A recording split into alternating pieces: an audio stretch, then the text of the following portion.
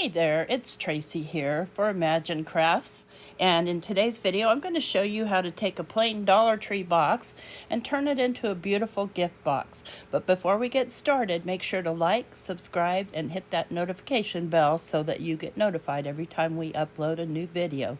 Let's jump on in. Okay, to get started here, I've got a piece of tissue, just a dollar store box, and I've got some of my Delicata ink, and I have a stencil. And this is just plain white tissue from Amazon. And I'm going to be using a brush that has a little brown on it. So this is kind of going to have a silvery brown. And it's very translucent because the tissue itself is translucent. And this is just what comes inside the box. So, you know, when you give a gift, even a pair of socks wrapped in an elegant box really is steps it up for a gift. So I'm just going to be stenciling this on, and as I mentioned, it's kind of hard to see, and the Delicata ink is picking up the brown that's already on my brush, and that's exactly what I'm looking for. I'm not adding any more brown, there's plenty in there. And then I'll just do one more layer, scooting my stencil over. And the box I got from the dollar store, so keep your eye out if you're in a dollar store or a pound shop, wherever you're from, for little gift boxes that you can kick up a notch. So I've got this back down, I've got my stencil out of the way, and I've grabbed myself a stamp here, and I'm looking at the color of the inside of this box, and I'm trying to choose a color that I feel like goes well. And I end up using the periwinkle, so in the VersaFine Clair. So I'm just going to take my stamp, and I'm just going to randomly stamp this Joyeux, I can't say it right, but anyway, this Noel stamp all over it, just randomly. So real quick, then we'll set that aside and let it dry. I do end up adding splatter to it later, but you'll see that in the final product. So we're just going to go around and stamp, and it doesn't have to be perfect because a lot of this is going to be wrapped up or cut off because I do need it to fit inside the box. So I'll be cutting it down to fit. But you would think if I got a pair of socks in a box like this that it came from a fancy store, even though they may have just come from the dollar store. And I think I need one more up here in this corner where I had my little magnet. And here's our fancy paper. Now here's my box, and all you need to do is measure, and I'm only decorating the top. So it looks like I've got about 6 1/8 by, I don't know, 3 5/8. So I'm going to cut my paper down to just a little bit smaller than that. And that's what I'll be stamping and blending on. So I'll start with my stamp platform, and I have a nice solid stamp that I'm going to use here, and this is just this mousse stamp, because this is a kind of a Christmas box, as you could tell, since it's July. There's the obligatory Christmas in July. So I'll lay my mousse down here, and if you're like my stamps, they really get funky. If it won't stick to your platform, wet it down or wipe it off on the back and then try again. Then just making sure this is good and stuck down. I'm going to start out with my VersaFine Clair in Nocturne because this is a silhouette stamp. And I'll be stamping this 2 or 3 times with the Nocturne just to make sure. Here's my problem, I get glitter on my stamps. Don't ask me, I don't know, but it's very hard to clean off. So now I'm going to come in with my Twilight because I want a blue-black. And this is exactly what this is going to give me. And it's going to also fill in the rest of the areas of that little mousse. So see, it's still black, but it's a blue-black. And I like that. It's perfect, nice and dark. Now, before you move on to anything else, you want to make sure that is 100% dry. And I can still see a little wet spot, but I'm going to move on from here.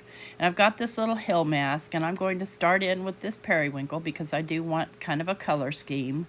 And I'm just going to take my stencil brush and brush upward from the bottom of the little mask.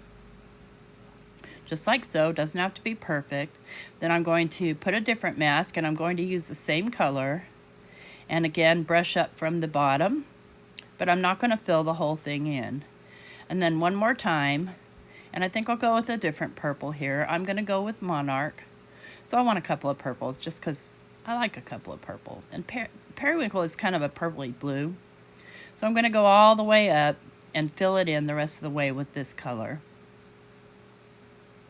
Now I want to come in and do my sky, so I'm just going to swipe downward with the twilight to get my sky in. And now here what I'm doing is I've made a mask out of just some paper towel. And I've got these little tree stamps, and I'm going to be stamping these in the, looks like I'm stamping them in the periwinkle. Golly, I forgot already. And I'm just doing first and second generation stamping because I want these to be in the backdrop. And then I'll put a couple 3 in the foreground, and I'll use the Monarch.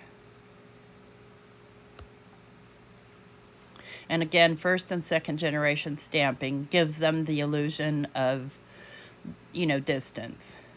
Get another little one over here. And let's see here. We're going to come up the bottom. I'm just going to wipe off my brush here and just lightly swipe there so that I get just a tiny bit of color. And then I'll do a couple of more trees here in the Monarch. And they'll look back behind him because he's so nice and dark. And that's pretty much it for that. I will do some splattering so it looks like it's snowing. So I'm just using my P.H. Martin's bleed proof white and just splattering all over it so it appears to be snowing. And then I'll just take my fan brush here and just kind of, I don't know, just make some little snow, I don't know, mounds-ish. Just to kind of give it a little bit of texture, because remember I had put in just a little bit of that twilight ink on there. And let's see if I can get some smaller dots here. And that's when you tap on your brush with something heavier and it'll knock out whatever the rest is in there. So I'll let that dry thoroughly. And then I'm going to go ahead on some purple paper and stamp out that same stamp that's on the inside wrapper. And I'm going to stamp it with my Versamark, and then I will heat emboss that. So I'm going to grab some silver embossing powder because the box is silver, so I'm just trying to tie everything together.